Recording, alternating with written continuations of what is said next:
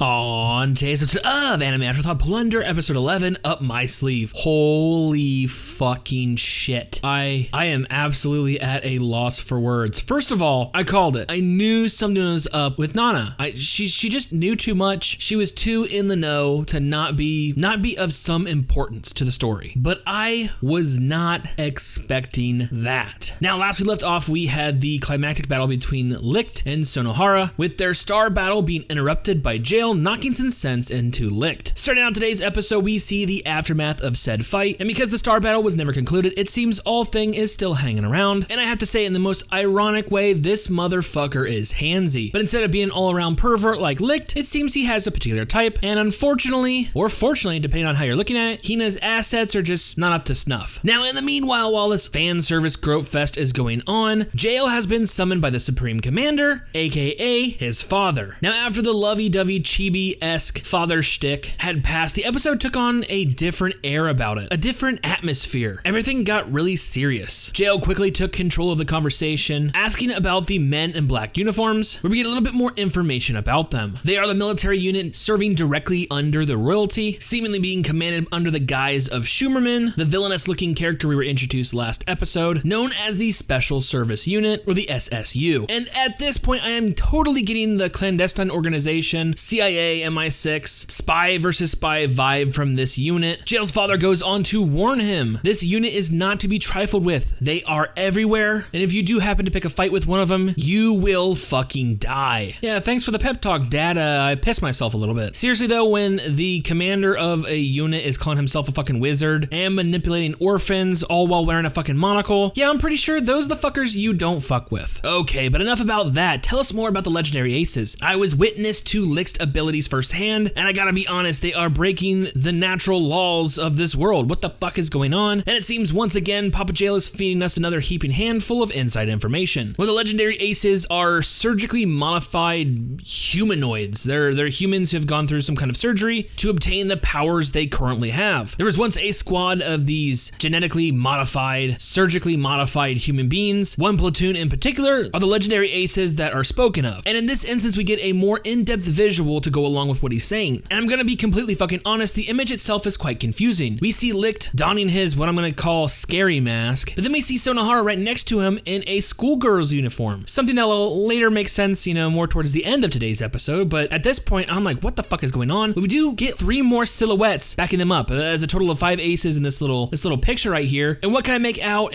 Some dude is holding a sword, some dude is really fucking tall, and another one might have multiple arms. Like, I'm not 100% sure because it's very stylized, it's very, I guess, quote unquote dirty. I mean, it's hard to tell details in this picture. We are seeing some very, unique silhouettes. Now at this point, Jail is just as shocked as we are. Like, what the fuck is going on? How the fuck can a person live 300 fucking years? And that's when he comes out and says, he goes, basically, they don't even know what the fuck's going on themselves, but after this, this surgery that they went through, they've actually stopped aging. But given everything we've seen in the series so far, I think it was a pretty safe assumption to, make the connection that the Licht we're seeing right now in the series is the one, the legendary ace spoken of, post-Waste War. But this is where the conversation takes a turn, and where the control switches to Papa Jail. He tells his son, give me your hand, the one containing the ballot of his convictions, and it seems he has some questions of his own. Jail, you wouldn't be hiding Licht from us, would you? Do you know where he is? Don't lie to me, it's one of your convictions. And at this point, Jail is shocked and stunned. Pulling away from his father, he simply retorts no, and once again, his convictions go down. Following this was another barrage of questions, each one answered and lowering his count. His father getting more and more upset. As Jail is trying to exit the conversation as well as the room, now in Supreme Commander mode, he has one more question. Did you and your comrades attack All Thing? And once again, Jail is shocked. How the fuck does the Supreme Commander know they attacked All Thing? A question that was also pondered by Licht's group, because we do know that attacking All Thing is punishable by death, but the men in black were completely destroyed, and it seems due to the situation they had the utmost confidence in the civilians as well as the military that they would keep this secret safe. But there's no need to wonder about this. The Supreme Commander answers this question for us. Like I told you, the SSU is everywhere. They're watching everything. And at this point, we cut back to Licht's group, primarily Nana being harassed by All Thing. And I think this is a clever use of cinematics to make us think that Nana is a traitor, or there must be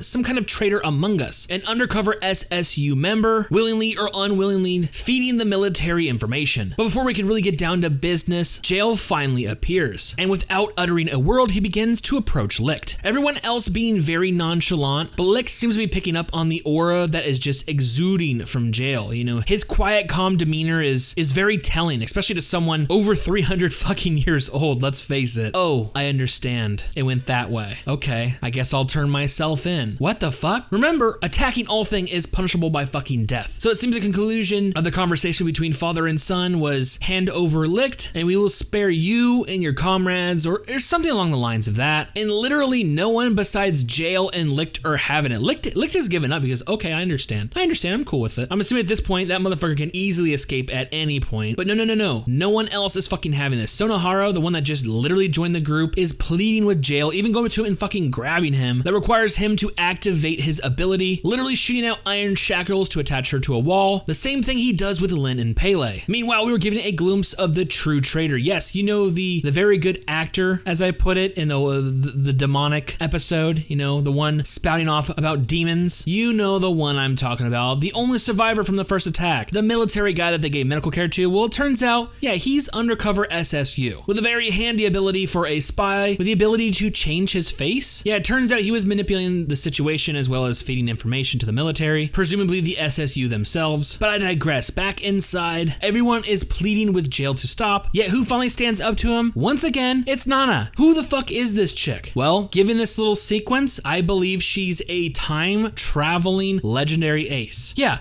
I fucking said it. There's fucking time travel and fucking Plunderer. Fuck me. Giving us like an RPG backstory tutorial, whatever. This rainbow-esque aura begins to exude from her, as well as we see a new count appear upon her face, a white star followed by a 7, and she begins to explain what's about to happen. For this is not a dream. I myself failed to change the events of the past, but maybe you will be able to. Nana, what the fuck are you talking about? Well, in the blink of an eye, our group soon awakens, arriving in what looks like modern day Japan, completely shocked by what has happened, and once they are witness to Sonohara walking by in a schoolgirl outfit to meet a certain someone at the gate of a school. Who is it? Well, she calls out to Rahito Senpai. Yes, the same name she calls Licht. For it seems we have truly traveled back in time. The episode ends with Hina and Licht locking eyes. Kaboom, episode end. Holy shit. The preview for next week's episode just looks as fucking amazing. We see a bunch of, you know, other school students, very unique designs, a lot's fucking going on. But let me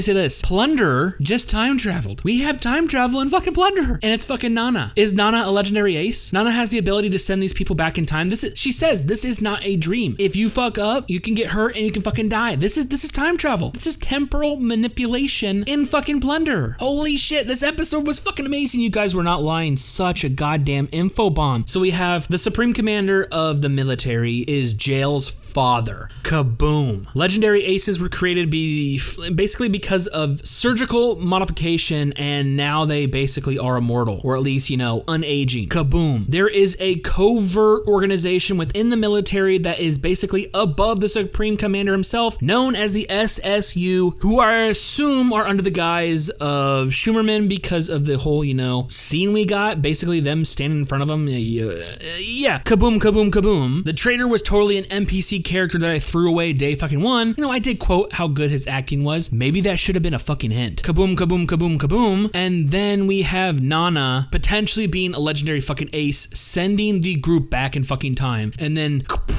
like nuclear bomb style kaboom. Like, holy fucking shit. Not to mention, All Thing is a fucking pervert. I mean, he's a pervert. Come on. But it means he is sentient, which is fucking hilarious because he even tells Hina, you know, cheer up. Like, oh my god, this series, what the fuck? My head hurts. My head actually hurts. I'm trying to understand what's going on, but my head hurts. Yeah, this series is fucking awesome. I don't give a shit what anyone says. Call it as you will. This series has officially fucking hooked me. Honestly, this world is so weird. It's so fucking weird, but so fucking good. It's so intriguing. Who are the legendary aces? What the fuck's going on with Nana? What's going on with all the thing? Like, what's Schumerman's goal? Why the fuck does the military want Licht so bad? Obviously, the face that's the Supreme Commander gave off, he's finally making his move. Obviously, he does not like Schumerman, so maybe there are a cabal inside the military or the government. Like, not only that, but now we know for a fact that there is a monarchy or a royal family, at least, in this world. Like,